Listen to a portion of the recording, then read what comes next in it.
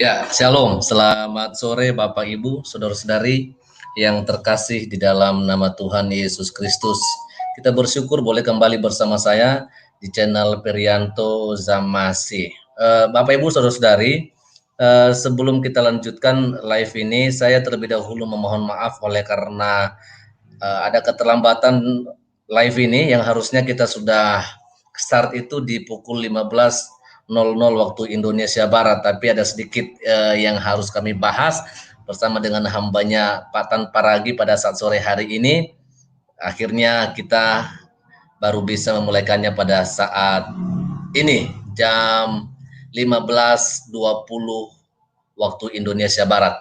Adapun tema malam pada saat sore hari ini yaitu tanpa ragi membahas tanpa ragi. Nah, saudara, saya kurang tahu apakah memang ada yang penasaran apa tidak.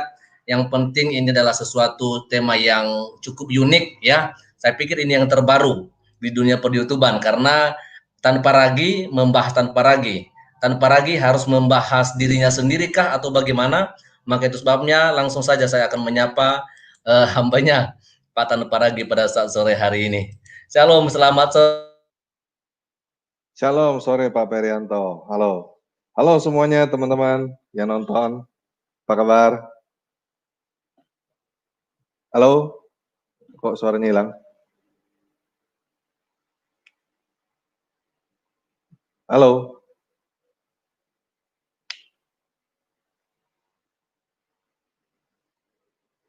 Halo.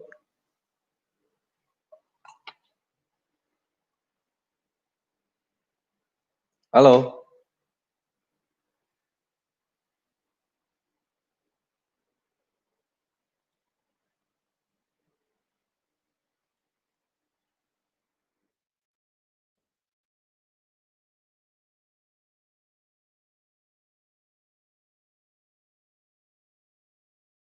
Oke, kita kayaknya tunggu Pak Perianto nih.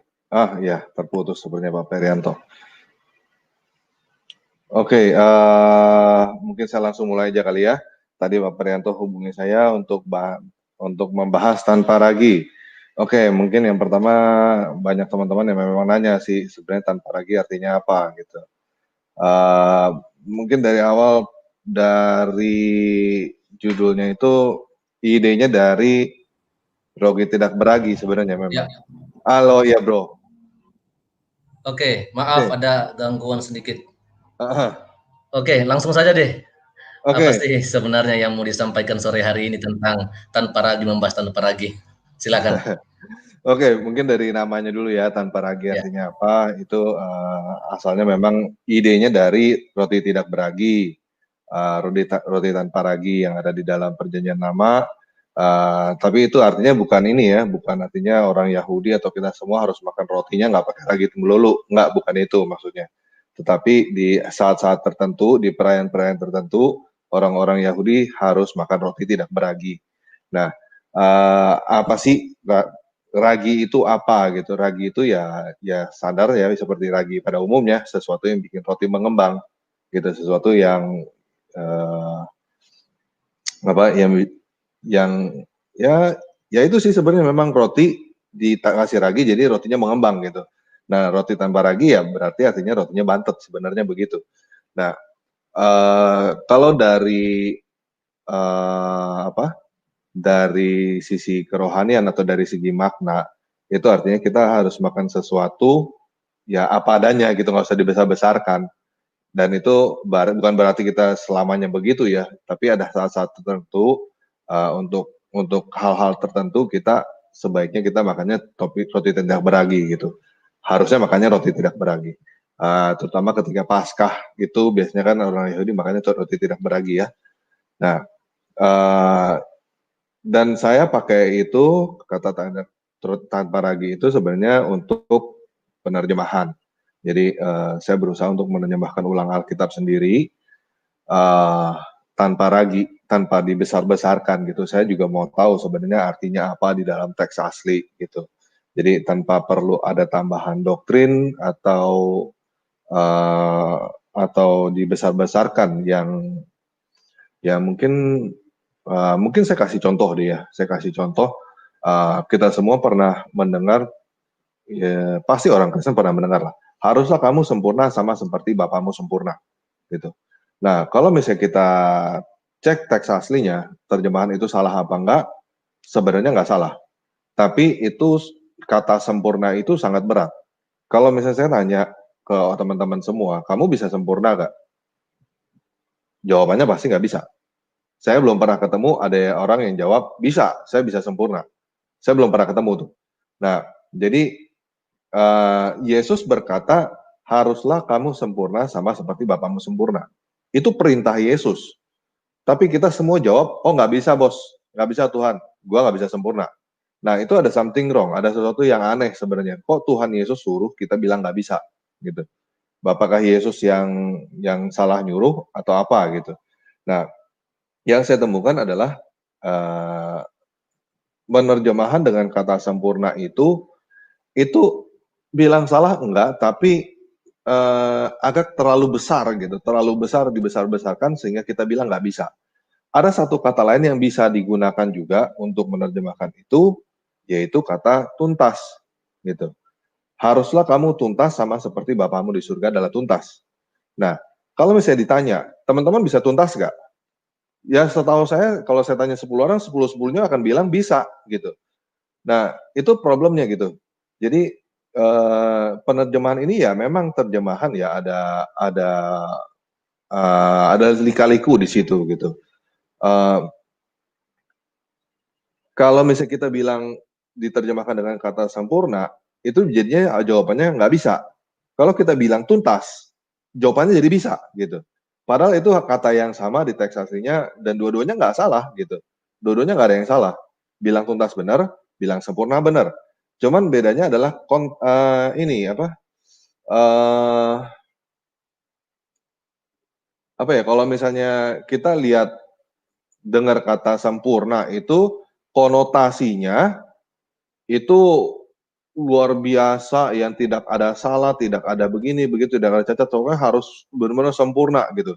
Sedangkan kata sempurna itu dalam Alkitab yang saya temukan artinya istilah gini, seseorang udah mencapai tahap dewasa berarti orang itu udah sempurna gitu. Kita bikin buku sudah selesai, ada covernya, ada kata pengantar, ada isi segala macam sampai selesai, ya itu udah buku sempurna gitu. Kita bukan ngomongin masalah di situ nggak ada apa penilaian segala macam mesti bagaimana. Tetapi namanya buku sudah selesai itu berarti bukunya sudah sempurna gitu. Seorang yang kuliah terus udah gitu dia lulus, ya itu sudah sempurna, dia sudah sarjana sempurna gitu. Kalau misalnya belum selesai ya dia bukan sempurna. Nah, itu artinya sempurna yang sesungguhnya tuntas gitu. Nah, konotasinya kata sempurna itu sangat besar sampai kita sendiri bilang gua nggak sanggup untuk jadi sempurna. Itu problem. Nah, itulah yang saya kadang-kadang sesederhana itu yang paling sederhana saya sebut dengan ragi gitu. Jadi ada nggak sih terjemahan lain yang sebenarnya makna sesungguhnya apa gitu? Yang maknanya sesungguhnya yang aslinya gitu. Itu yang pengen saya cari dari terjemahan tanpa ragi ini. Karena di terjemahan itu ada yang namanya terjemahan literal dan juga ada namanya konteks. Nah, terjemahan konteks itu terjemahan lain dan lain-lain. Itu terjemahan konteks. Kita tidak bisa bilang itu salah. Seperti contoh misalnya, contoh lain, ladang sudah menguning gitu. Nah, itu adalah terjemahan kontekstual. Kalau misalnya kita lihat bahasa aslinya harusnya ladang sudah memutih. Nah, kenapa dari memutih jadi menguning? Karena disesuaikan dengan konteks Indonesia. Konteks Indonesia padi, padi itu kuning. Ladang sudah menguning, orang-orang kita mengerti, oh maksudnya ladang sudah siap untuk dituai gitu. Nah, kalau misalnya ladang itu memutih, nanti ada pertanyaan dari orang Indonesia, kok ladang memutih, ladang kok menguning gitu. Nah, karena di dalam teks asli di sono itu pakai gandum, gandum itu memutih. Kalau kalau sedangkan padi itu menguning. Nah, itu namanya terjemahan konteks. Jadi disesuaikan dengan konteks kita di sini, di budaya kita. Nah, terjemahan yang saya coba adalah terjemahan non konteks. Jadi kalau memangnya putih ya sudah putih gitu. Kita belajar jadi kita mempelajari konteks yang di sono gitu. Kalau terjemahan konteks itu kita berusaha supaya sebuah terjemahan disesuaikan dengan saat ini zaman sekarang. Tapi ke zaman yang non konteks atau literal itu kita berusaha untuk mengerti zaman dulu di saat itu di tempat itu. Itu berbeda sekali gitu. Kalau misalnya susah ya pasti lebih susah yang kedua, yang literal gitu. Kadang-kadang aneh, kadang-kadang susah dimengerti, kadang-kadang perlu berpikir lebih dalam gitu kalau buat membaca. Tapi ya memang itu artinya terjemahan literal bukan konteks gitu. Belum belum di nggak ditambahin sesuatu supaya bisa cocok dengan budaya kita gitu, budaya-budaya kita yang di sini. Nah, contoh lain yang ada di dalam Alkitab itu ragi pertama itu adalah ketika Adam dan Hawa makan buah terlarang. Itu adalah ragi pertama gitu. Jadi salah satu contohnya gini, ketika Tuhan ngomong sama Adam, dia bilang jangan makan buah pohon pengetahuan yang baik dan yang jahat gitu. Itu perintahnya itu jangan makan. Nah, kalau teman-teman perhatiin, ketika Hawa berbicara dengan ular, mendadak ada tambahan tuh, jangan makan dan jangan sentuh, gitu.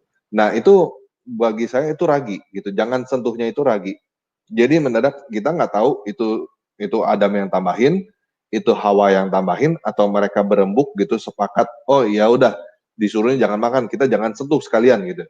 Atau bagaimana kita nggak tahu. Tapi yang pasti hasil akhirnya jadinya jangan makan dan jangan sentuh.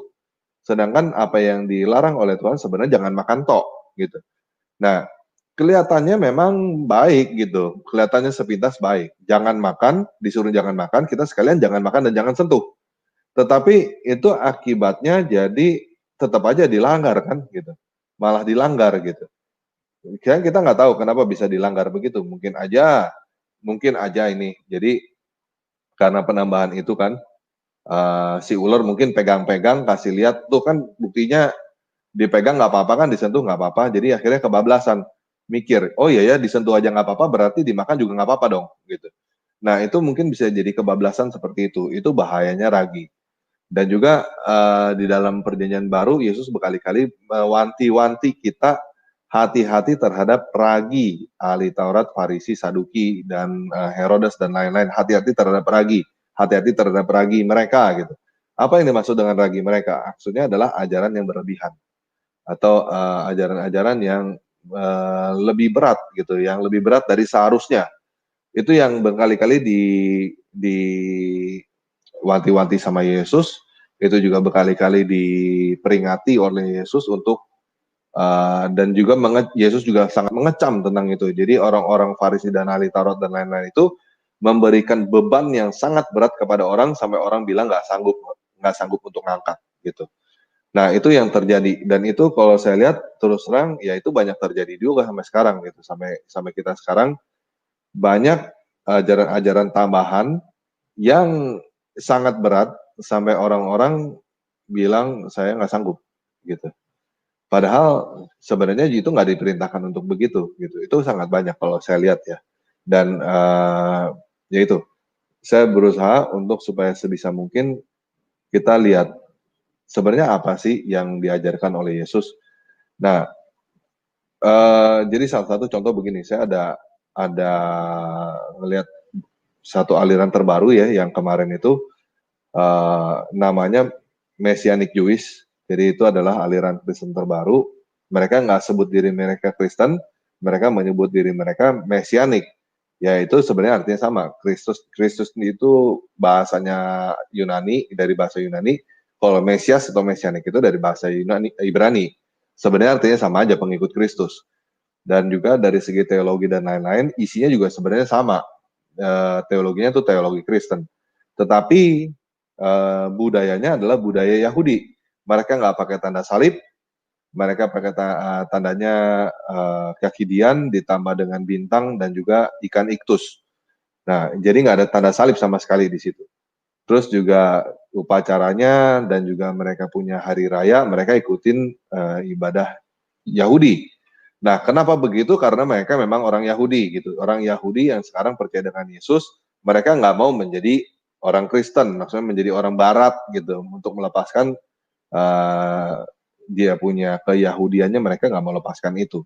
Nah, itu salah satu yang buat saya sangat menarik karena seharusnya kita begitu ya. Jadi budaya Barat itu ya sebenarnya bisa dibilang ragi gitu, bisa dibilang ragi. Contoh misalnya uh, pakaian lah, sederhana pakaian atau misalnya uh, yang perintil-perintil begitu, misalnya apa ya, liturgi yang ya nggak terlalu pokok ya. Itu kadang-kadang jadinya budaya. Apakah budaya itu bisa dilepas gitu supaya bisa masuk ke dalam budaya yang lain dan menghasilkan sesuatu warna yang baru.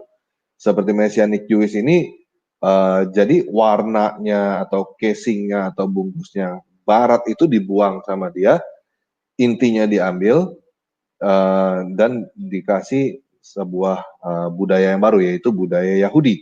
Nah, itu sangat menarik dan harusnya kita sangat mendukung itu ya. Karena bagi saya kekristenan yang begini banyaknya itu bukan sebagai suatu perpecahan, tapi sebagai suatu warna. Seperti apa? Kadang-kadang kita berpikir bahwa kesatuan tubuh Kristus itu berarti, wow, harus satu, benar-benar satu, seragam semua, kompak semua, pakai baju hitam-hitam semua. Nggak seperti itu sih sebenarnya. Jadi justru karena kita berbeda, harusnya kita bersatu gitu. Perbedaan itu sangat bagus. Dan itu juga kadang-kadang kita kalau kita lihat di dalam perjanjian lama, maunya manusia ya bersatu, jadi bangun menara Babel, itu maunya kita. Tapi maunya Tuhan nggak begitu. Maunya Tuhan kita disuruh pergi ke seluruh dunia penuhi bumi. Nah, itu makanya kadang-kadang apa yang kita pikirkan belum tentu sama dengan apa yang Tuhan pikirkan. Apa yang maunya kita belum tentu sama dengan apa maunya Tuhan. Nah, tanpa ragi itu berusaha supaya kita lupakan dulu deh, maksudnya ragi-ragi kita buang dulu ragi-ragi kita ini. Coba yuk kita benar-benar mau tahu apa sih yang sebenarnya Tuhan inginkan gitu, apa yang Tuhan katakan sebenarnya. Soalnya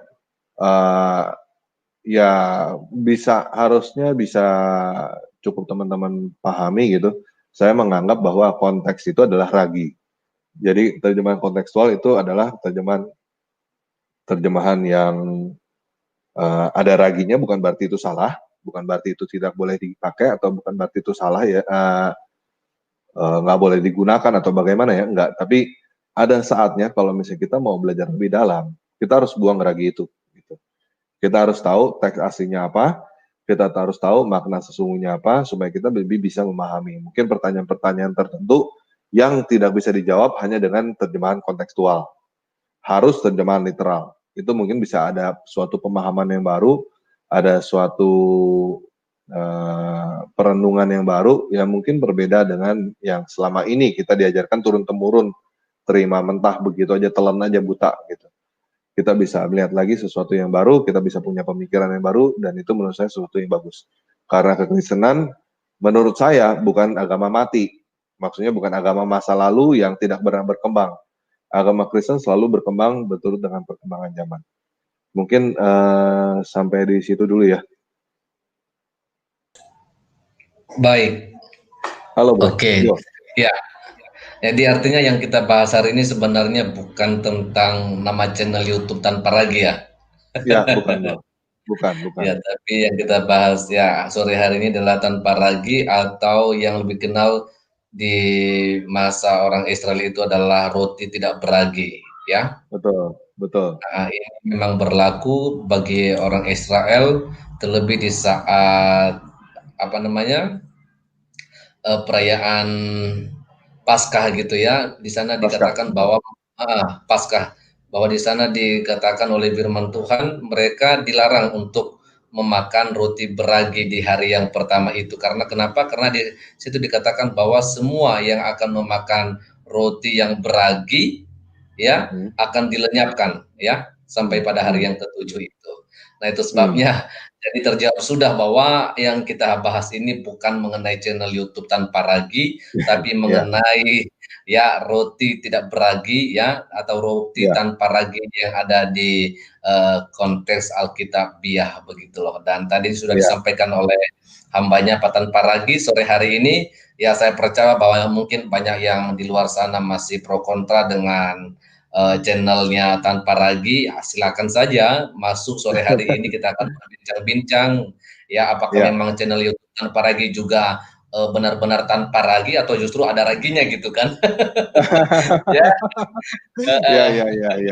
Ya, itu boleh dipertanyakan memang. Boleh dipertanyakan.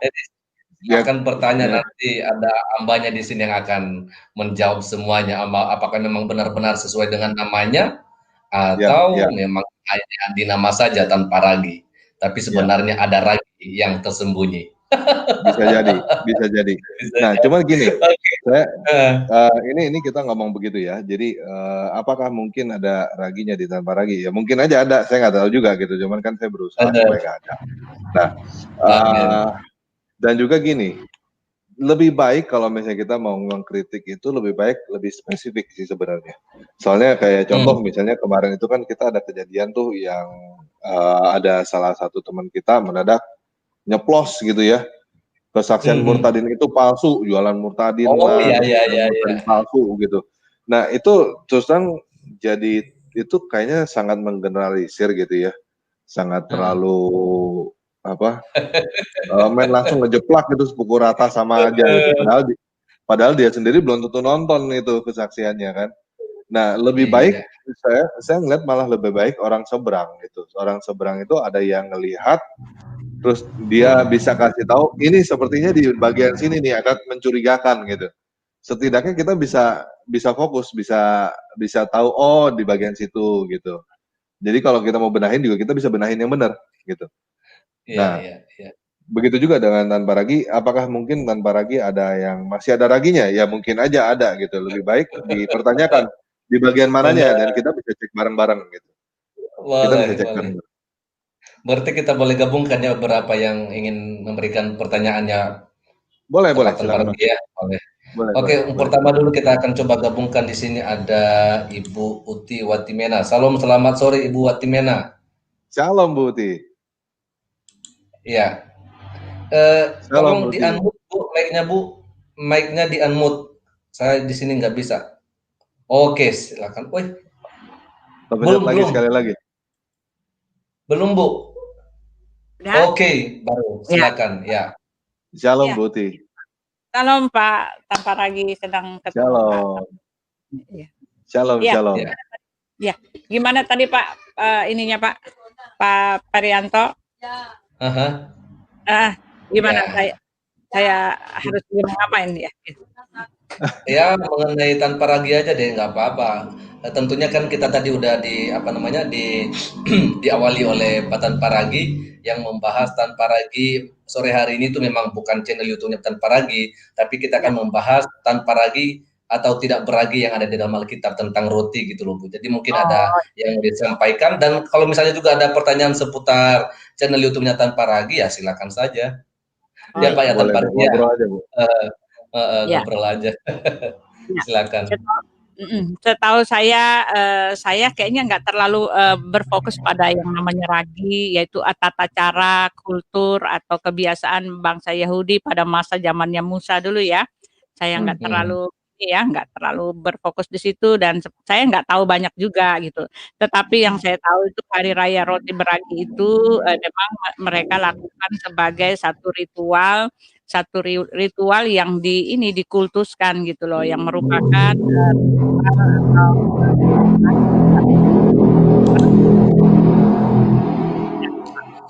ritual yang selalu mereka lakukan, dan biasanya mereka melakukan itu makan roti tanpa ragi itu menjelang hari raya Paskah ya. Menjelang hari raya Paskah, lalu jelas di dalam Ulangan 16 ayat 3 itu yang dimaksud roti tanpa ragi itu merupakan perlambang di mana ada penyembelihan, ada korban, merupakan lambang adanya korban untuk domba Paskah. Jadi roti ketika mereka sebelum mereka memperingati hari raya Paskah itu mereka harus makan roti tanpa ragi. Dan itu kalau di dalam Ulangan 16 ayat 3 itu dikatakan bahwa itu merupakan peringatan tentang hari penderitaan. Ulangan 16 ayat 3 saya baca ya.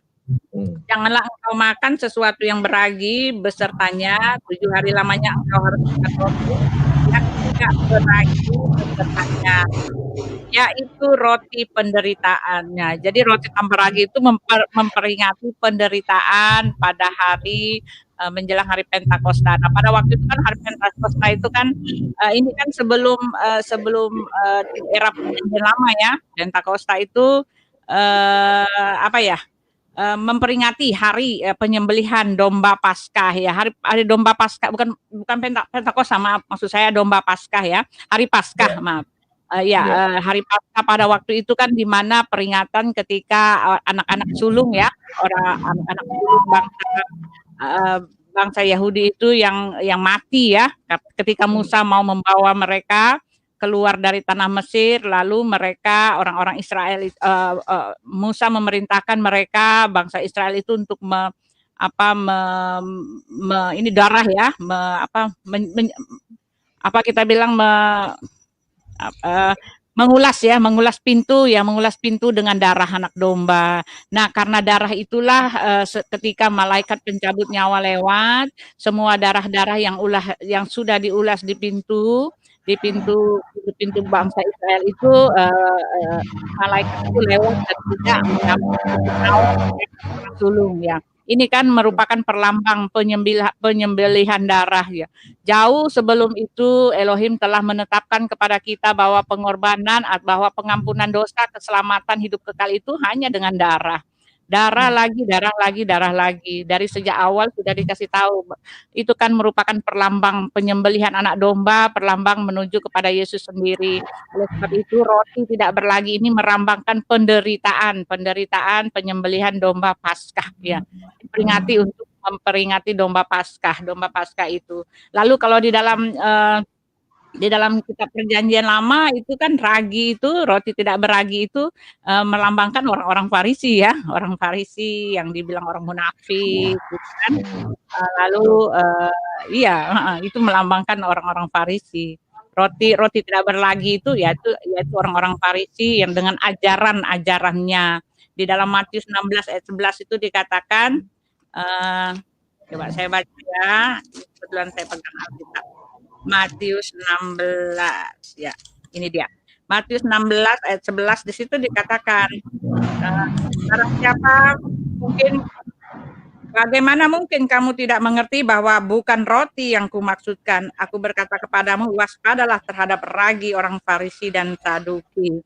Itu bicara tentang ajarannya ya. Karena ya Bu, saya pikir Bu, itu bukan roti tidak beragi, tapi itu justru roti yang ada raginya, Bu. Ya, maksud itu ya.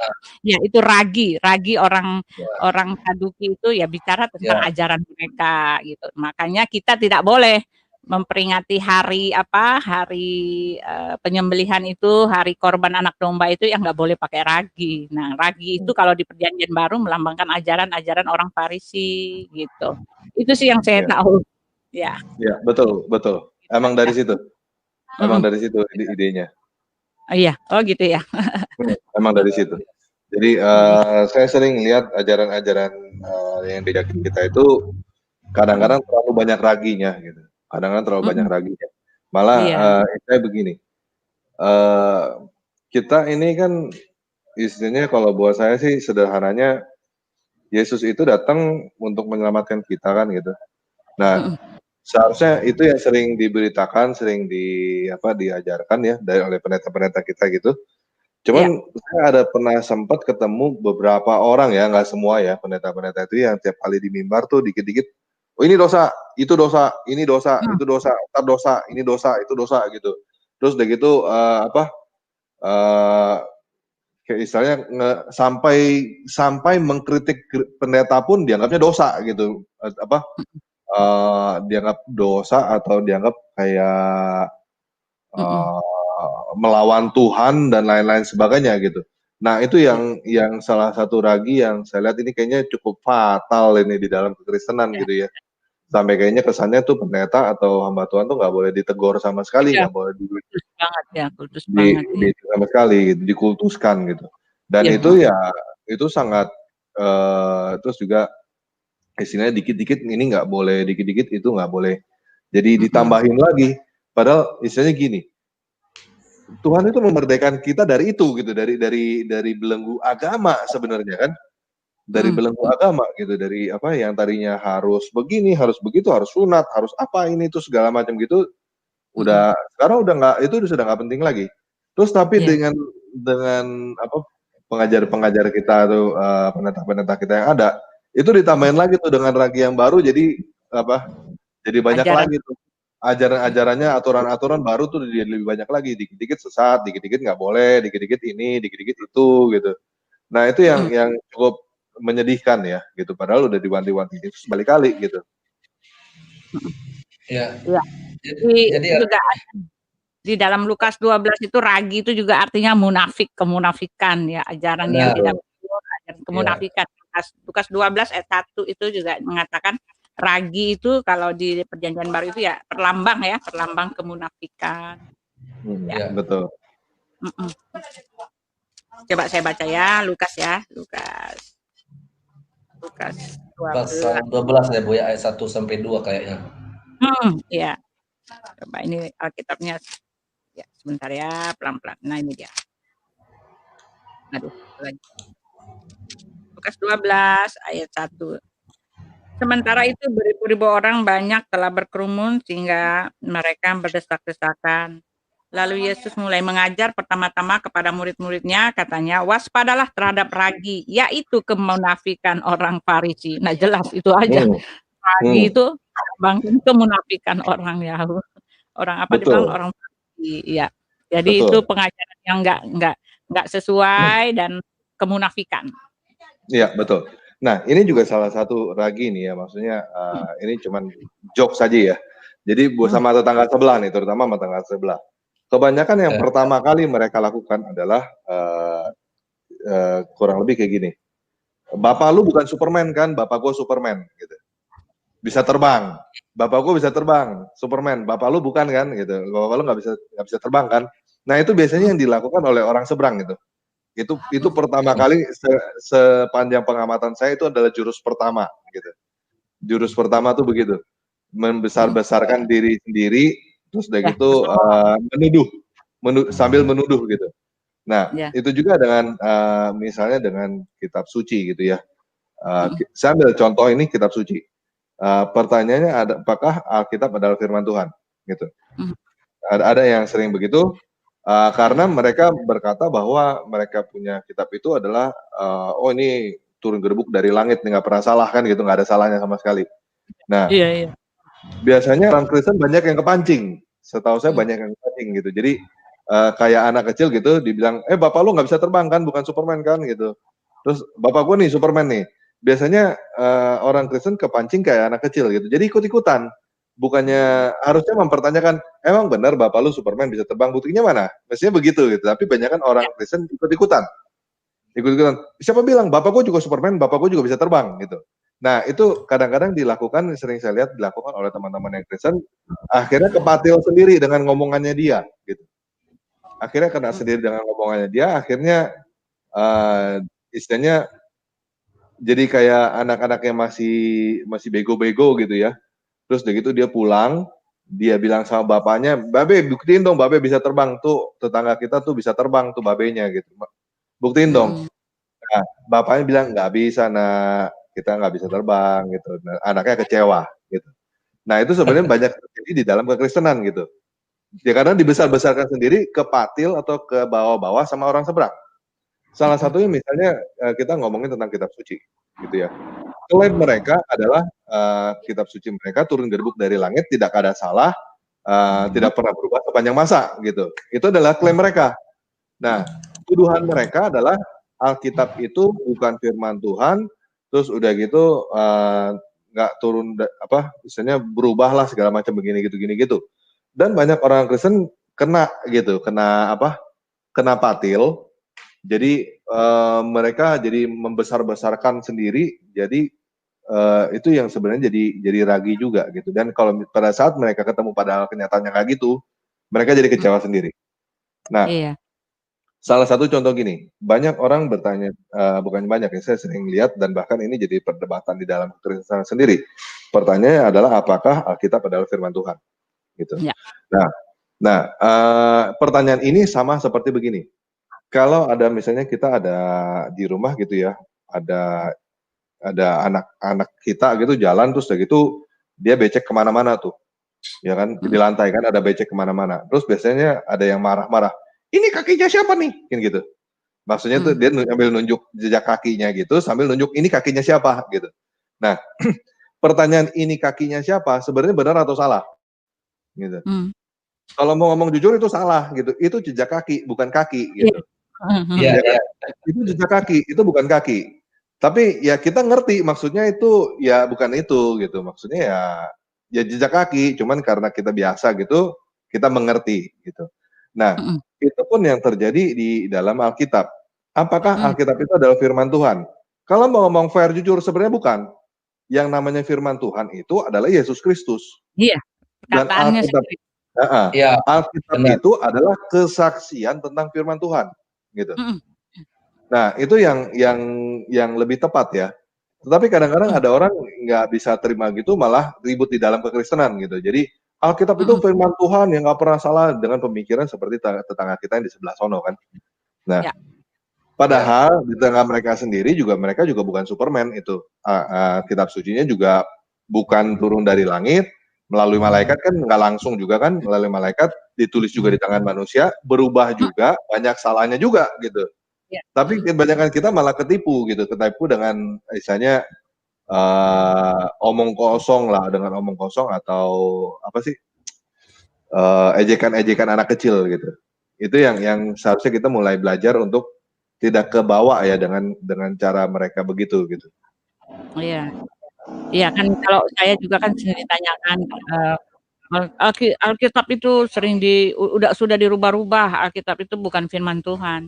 Saya bilang, "Kamu juga mengatakan bahwa kitabmu itu adalah langsung ya kan, nabimu itu misalnya itu mendapat kitab katanya kan diberikan kitab kepadanya. Saya pikir diberikan itu langsung jatuh dari langit itu kitab. Ternyata iya, kan mereka mengatakan kan mujizat nabi itu kan nabi mendapatkan Alkitab itu mujizatnya itu diberikan kitab. Saya pikir ya dengan mengatakan seperti itu ya langsung dari langit diberikan jupluk langsung jatuh di tangannya.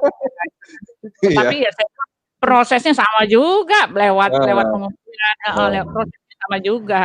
Prosesnya sama juga, di kanon juga ketika misternya itu sudah meninggal, nabi sudah meninggal kan 20 tahun baru dikumpulkan itu, ketemu kan surat-suratnya itu apa, tulisan-tulisannya di mana katanya di batu-batu, di lempeng-lempeng, di apa, di daun-daun besar-besar, lalu di hafalan-hafalan. Lah prosesnya sama juga dengan Alkitab kita ketika di kanon itu kan dikumpulkan gitu. Tetapi untuk membuktikan apakah kedua kitab ini mana yang betul atau yang salah ya lewat pembuktian saya bilang.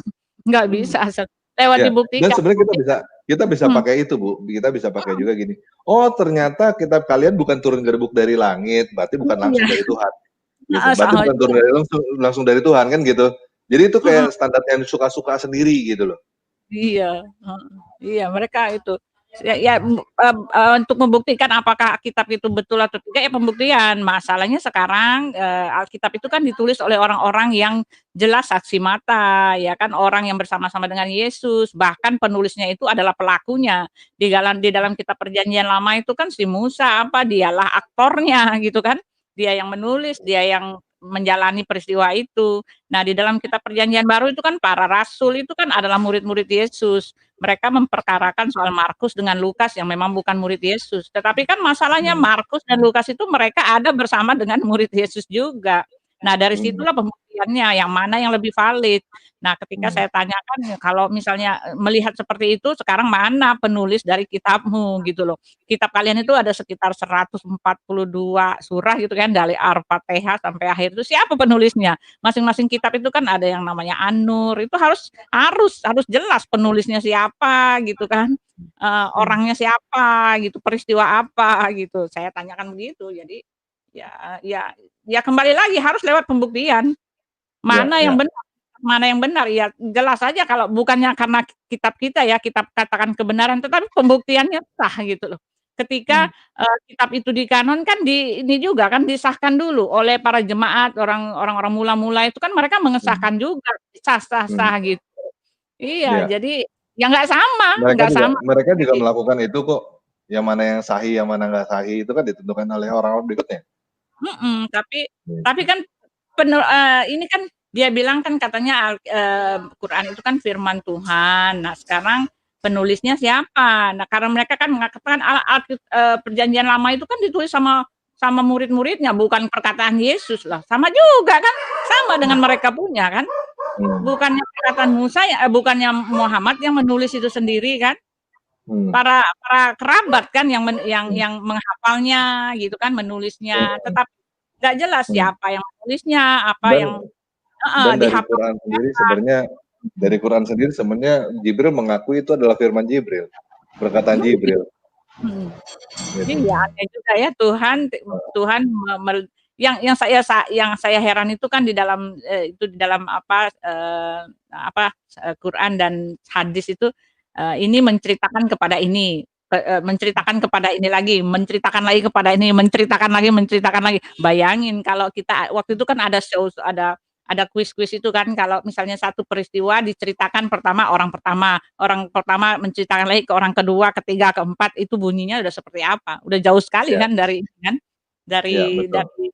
berita yang sebenarnya. Itu kan banyak sekali, ini menceritakan kepada ini, lalu ini menceritakan kepada ini. Sedangkan kitab kita nggak begitu, langsung dari murid-muridnya yang menulis, orang yang di saksi mata, ada di TKP yang pelaku sejarah gitu. Ya sahih di kita penuh dengan pembuktian gitu. Iya kan? Iya, betul. Ya seperti itu. Oke.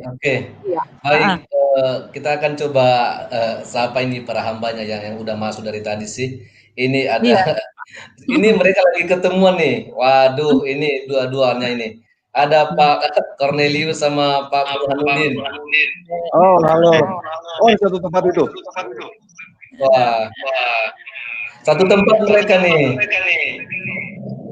Ini suaranya tuh kayaknya di mana? Itu di gedung Telkomsel ya? Itu apa itu? Suara apa itu dengungnya? Itu feedback gitu. Feedback ya. Feedback. Itu di gedung Telkomsel ya, Pak? Kita nggak ngikutin dari awal. Pembahasannya tentang apa? Wah. Di Pak Andi jangan dikasih dulu, Mas. Ya.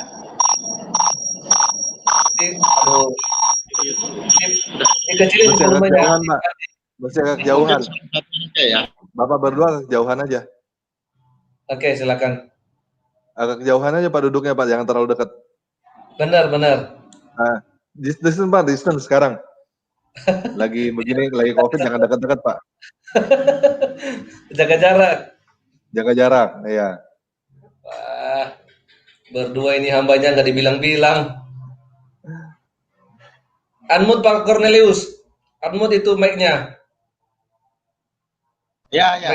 Oke. Ya. Oke. Muat nggak dibilang-bilang nih. Itu di gedung Telkomsel ya Pak? Ya, gabung ke sini. Wah, dasar. Itu di gedung Telkomsel sama hambanya nih. Bapak Burhanuddin Haji Usman. Ya. Lagi di mana? Jauh ini. Ya. Tempat tinggal kita. Di mana? Saya baru mendengar dari Bu Uti ya, membicarakan tentang masalah itu ya, Alkitab ya. Iya, tanpa ragi. Oh, dengan Pak Tanpa Ragi. Iya, roti tidak beragi maksudnya. Ya. Oh, membicarakan masalah Alkitab ya. Kalau kita sebagai orang yang percaya kepada Tuhan, kita kan memang meyakini bahwa firman Tuhan itu ya sudah tertulis dalam Alkitab. Ya kan? Itu adalah firman Tuhan. Bukan Alkitab bagian dari firman Tuhan, tapi Alkitab adalah firman Tuhan. Seperti itu ya. Firman yang tertulis. Dan itu akurat, tepat karena apa? Karena penulisnya jelas, seperti tadi disinggung Putih ya. Ya, penulisnya jelas dan saksi mata dan mereka menulis sesuai dengan gaya mereka masing-masing ya, karakter mereka masing-masing. Dan Tuhan memakai mereka oleh ilham Roh Kudus. Seperti yang dikatakan firman Tuhan, segala tulisan yang diilhamkan Allah bermanfaat untuk mengajar, menyatakan kesalahan, mendidik orang dalam kebenaran. Jadi Alkitab baik Perjanjian Lama, Perjanjian Baru itu merupakan ilham Roh Kudus, memakai orang-orang yang dipilih Allah untuk menulis apa yang menjadi maksud Tuhan. Dan itu sudah dikanonisasikan. Sehingga ya kita meyakini bahwa Alkitab yang kita miliki ini sangat akurat dan tepat seperti itu. Mungkin saya hanya itu saja yang saya sampaikan ya, soalnya saya nggak ngikutin dari awal. Saya cuma dengar sebentar. Ya. Ya, sebenarnya sih kita membahas ke tanpa ragi sih. Roti tidak beragi, Pak. Iya, ya Pak, tanpa ragi ya. Ya. Oke, mungkin ada yang disampaikan oleh hambanya Pak Burhanuddin, silakan. Mungkin ya.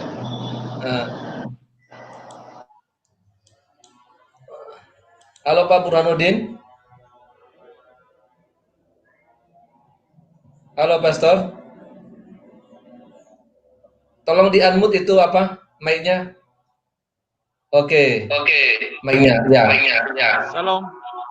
Shalom. Pak. Tuhan berkati. Tuhan berkati. Ya, terima kasih.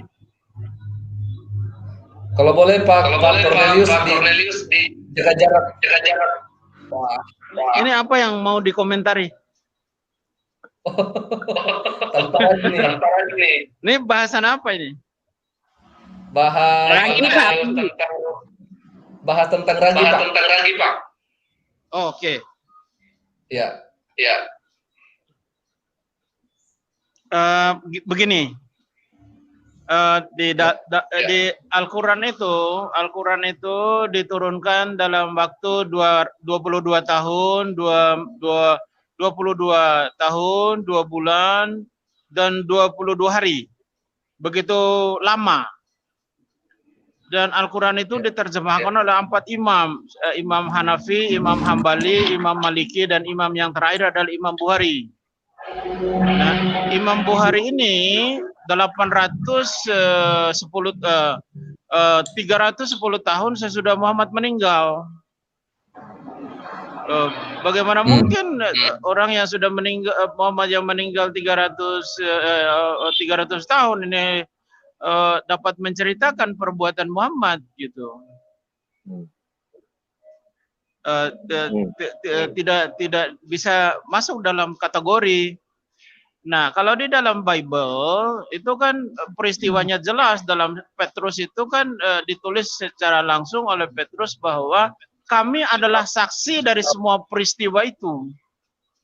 Lukas juga menulis bahwa kami juga adalah saksi dari peristiwa itu dalam Kisah Para Rasul. Hai Theophilus yang mulia, kami adalah saksi dari semua peristiwa itu. Jadi murid-murid yang menulis kitab ini adalah saksi mata dari semua peristiwa yang terjadi. Tidak sama dengan penulis Al-Quran. Jadi memang tidak sama. Al-Quran itu, Alkitab itu adalah sangat murni dan tidak ada campur tangan manusia. Dan mulai dari kisah-kisah para nabi-nabi di dalam Alkitab itu sangat sempurna. Salah satu contoh aja, Nabi Elia yang diangkat hidup-hidup ke surga oleh Tuhan, itu hanya ada dua kisahnya di dalam Al-Quran. Bagaimana mungkin kita bisa mempelajari Nabi yang diangkat hidup-hidup ini hanya 2 ayat? Hanya 2 ayat. Hanya disebutkan di situ bahwa Elia adalah nabi yang diutus ke Israel dan Elia telah diangkat Allah. Itu doang bunyinya. Jadi tidak ada kisahnya. Tapi kalau di dalam Alkitab, kisahnya mulai dari Elia stres, Elia masuk hutan, Elia diangkat lewat kereta berapi, jelas sekali itu. Jadi memang Alkitab tidak bisa dibandingkan dengan kitab yang lain karena Alkitab terlalu suci, terlalu sempurna untuk dibandingkan dengan kitab yang lain. Gitu. Makanya kenapa kitab jadi perdebatan orang, karena dia suci, karena dia kudus, karena dia benar. Nah, yang paling penting bagi kita adalah sarjana-sarjana teologi ini memberikan penjelasan kepada jemaat, supaya jemaat itu jangan bingung dengan kitab-kitab yang baru muncul 600 tahun sesudah Yesus naik ke surga. Lalu cerita-cerita yang enggak di situ. Gitu. Ya. Mungkin itu yang saya bisa sampaikan. Mantap. Mantap. Iya. Baik. Saya tambahkan juga kan, penulis itu kan mereka berbeda itu ya Pak ya. Feedback. Kenapa?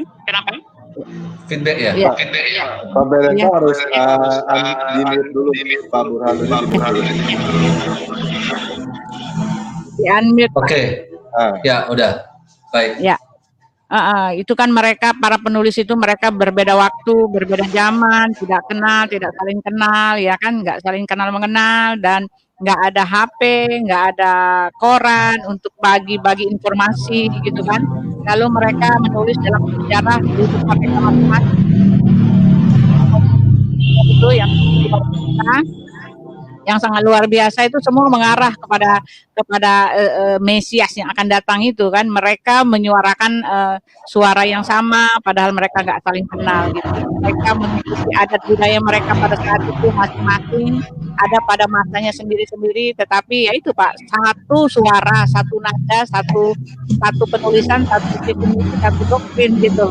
Itu kan memang mengarahkan pada menunjukkan bahwa yang menggerakkan mereka itu memang benar Roh Kudus gitu kan. Karena kitab itu dalam Perjanjian Lama itu kan kurun waktunya sampai ribuan tahun kan. Ya itu luar biasa sekali kalau saya lihat. Tidak sama dengan kitab mereka, sama sekali tidak sama. Iya. Halo? Ya, baik. Suara apa itu ya Pak ya? Ribut sekali ya. Oke, sudah Bu. Ya. Ya. Baik. Mungkin kita akan coba gabung satu orang lagi apa tanpa ragia, setelah itu kita akan tutup. Ya. Oke. Di sini ada Pak Piong. Shalom, selamat sore Pak Piong. Tolong di-unmute mic-nya. Ya. Oke, silakan. Shalom. Nah, tadi saya dari Bu Uti juga, sekarang ketemu lagi Bu Uti. Tadi pagi apa siang tadi ya Bu? Ya ini sebenarnya keinginan aja sih kalau bisa itu ya. Ini di luar dari Ragi. Ini kan channel-channel yang Kristen yang bisa dibilang yang besar lah. Bisa dibilang yang sudah pengalaman lah. Pak Pastor Perianto, Pak Tan Paragi, Bu Uti, apakah atau mungkin lain ya, Layar Teologia, Sang Debaters. Saya mau tanya sama Pak Tan Paragi, bisa nggak kita ini disatukan gitu loh, maksudnya dikumpulkan sehingga menjadi suatu wadah yang bisa kuat lah gitu untuk kita bisa melawan gitu kalau misalnya kita dipersekusi. Ini seumpama bisa gitu Pak Tan Paragi. Contoh kayak Geraha Mu'alaf atau yang lain lah. Mungkin kita ini kan pencar-pencar Pak. Apa besar-besar loh ini, besar-besar Tan Paragi, Sang Debaters, juga Pak Prianto ini kan besar-besar, Ibu Uti. Itu bisa nggak kita disatukan gitu Pak, supaya kita lebih kuat gitu. Mungkin akan adakah pengurusan atau apa ya? Bagaimana menurut Pak Tan Paragi? Oke. Ini berarti saya sharing pengalaman deh ya. Ini sebenarnya cukup menarik. Saya akan sharing pengalaman. Jadi saya pernah lakukan itu Pak. Itu pernah lakukan dan waktu itu saya sebutnya Kristuber. Itu di dalamnya ada Pak Louis Prasetyo, ada Pak Andre Tunggal, ada Dekini ada, terus gitu. Pak Muriwali juga ada, dan banyak lagi yang lain, semua masuk ke situ semua. Nah, Iya.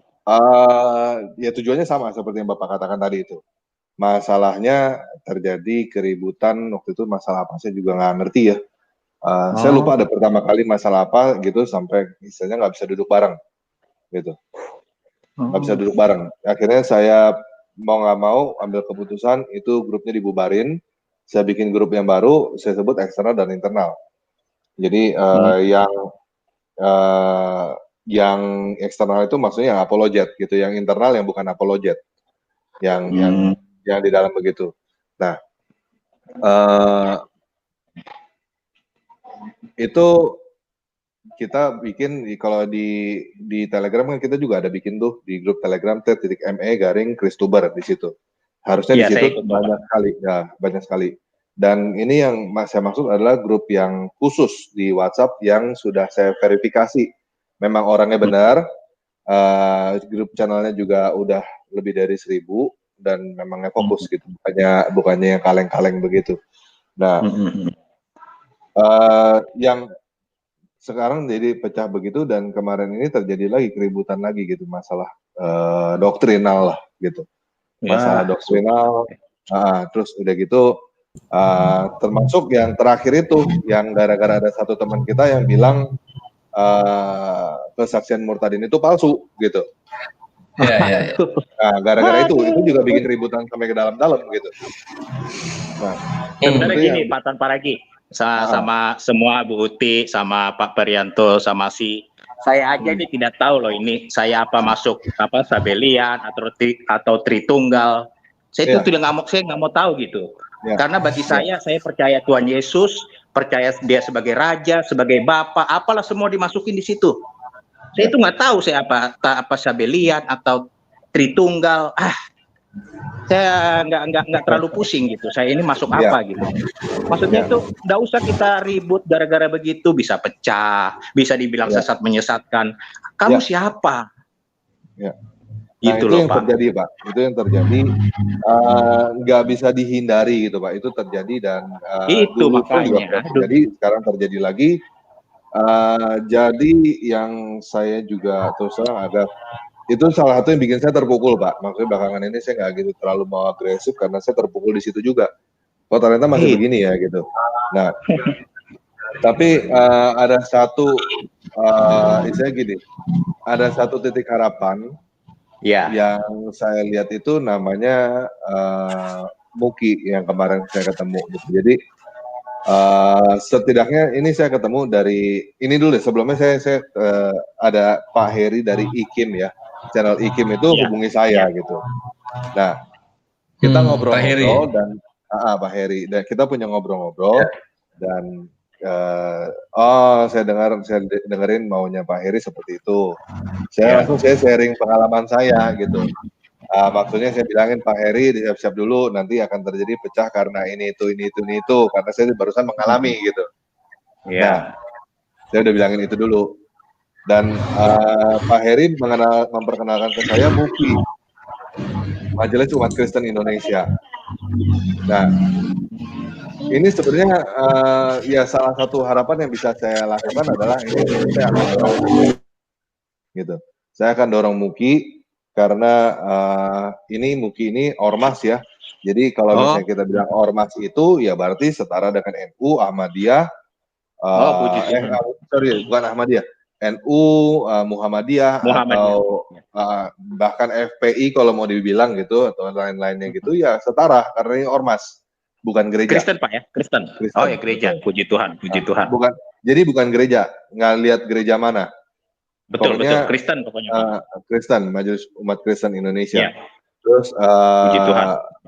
Nah, di situ saya kemarin bertemu dan saya akan mendukung mereka, saya pikir, karena ya mereka nggak ngomongin doktrin, jadi nggak peduli dengan doktrin. Intinya kita memperjuangkan hak kita sebagai orang Kristen di Republik Indonesia ini. Jadi kita ngomongin soal hukum dan politik. Pak. Nah, itu yang saya harapkan Pak Tanpa Ragi. Kalau ada apa-apa ya, misalnya kayak YouTuber lain atau apologet lain, kalau ada apa-apa mau kemana larinya? Tidak ada tempat berlindung gitu loh Pak. Betul. Dan itu yang saya lihat Muki ini mungkin ya, saya belum tahu. Mungkin masih bisa jadi harapan gitu. Nah, Ya, amin, di dalamnya amin, udah ada LBH, udah ada yang siap untuk bantu kalau terjadi amin, amin, sesuatu. amin. Terus juga ada lagi ada ya kita nggak tahu lah kedepannya seperti apa, saya nggak tahu. Cuman saya berusaha untuk mendorong mereka dan saya juga berusaha untuk mendorong orang-orang untuk masuk di MUKI. Betul, Nah, betul, permasalahannya betul. lagi, tapi gini Pak, permasalahannya lagi sebenarnya yang menjegal orang Kristen itu adalah orang Kristen Pak, gitu. Gimana tuh Pak? Ya, kita ambil contoh misalnya ya, kita ngomongin gereja susah dibangun kan, ada undang-undang SKB 2 menteri lah segala macam ini itu segala macam titik-titik gitu kan. Itu kan hukum kan, undang-undang gitu kan. Nah, kita ngoceh tentang hal itu. Nah, sekarang ada orang mau masuk politik, orang Kristen mau masuk politik minta dukungan dari orang Kristen.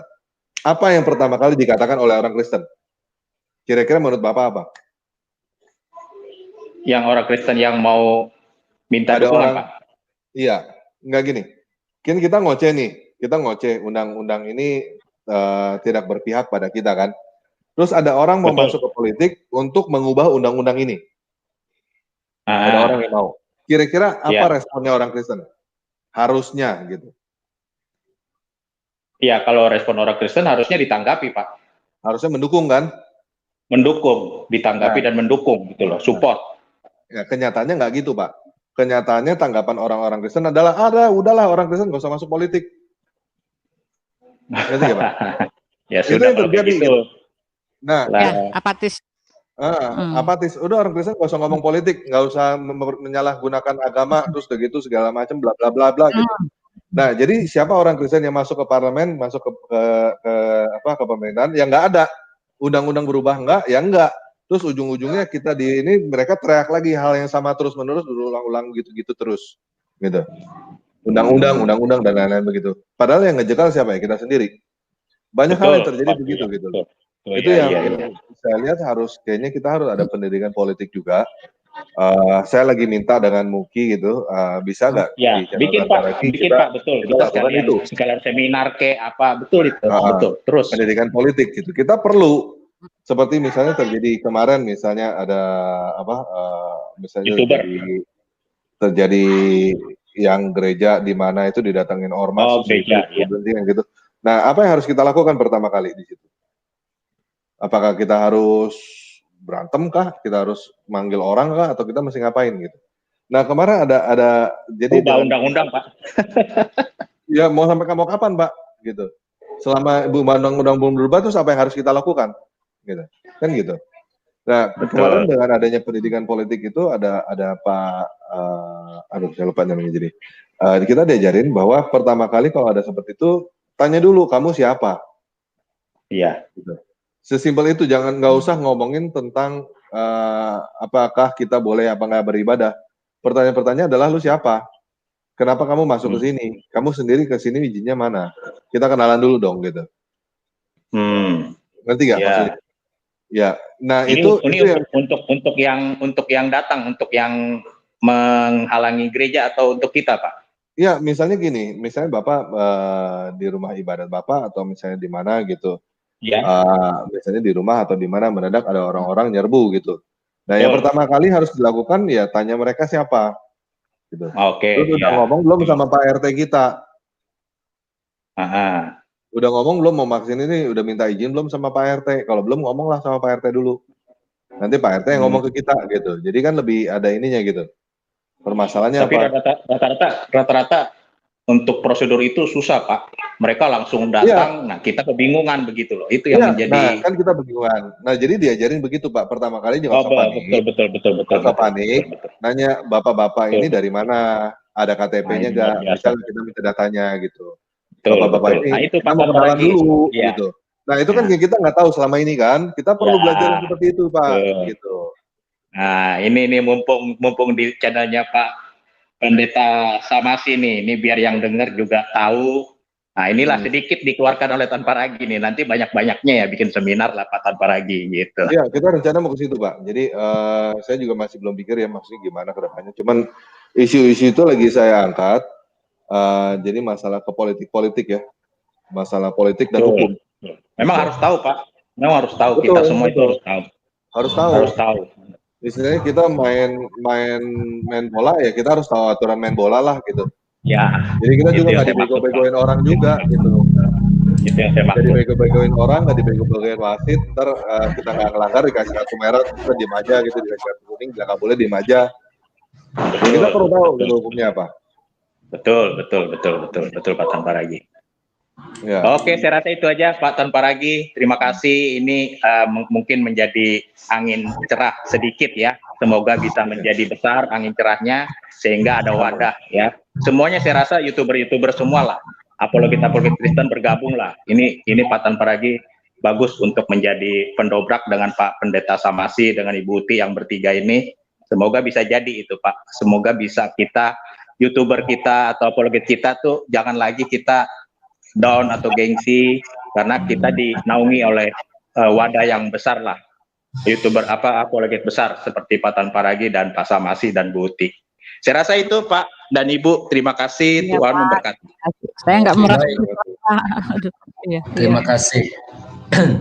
Baik Pak Tanparagi, kita sepertinya sudah sampai di penghujung acara karena saya harus tutup nih di jam 16.30 ya. Oke. Jadi Pak. saya ucapkan terima kasih banyak untuk Pak Tanparagi yang sudah menjadi narasumber di live kali ini dan juga buat Ibu Uti ya yang sudah sharing-sharing untuk sore hari ini. Nah, itu sebabnya kiranya apa yang telah kita perbincangkan boleh menjadi berkat bagi saudara-saudara kita yang telah mendengarkan apa yang kita bicarakan sore hari ini, bahwa memang kita jangan terlalu punya ragi ya di dalam mengiring akan Tuhan.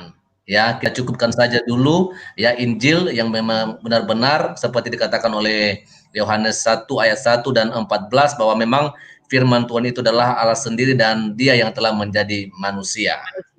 Amin. Ya, amin. Oke, jadi kita minta maaf untuk saudara-saudari yang memang sudah sempat masuk di link tapi kita nggak bisa gabungkan karena memang saya harus keluar ya di pukul 16.30. Sekali lagi terima kasih untuk Pak Tanparagi, Bu Uti. Tuhan Yesus memberkati kita senantiasa. Shalom. Shalom, God bless. Terima kasih. Ya, Pak Tanparagi. Terima kasih Bu Uti.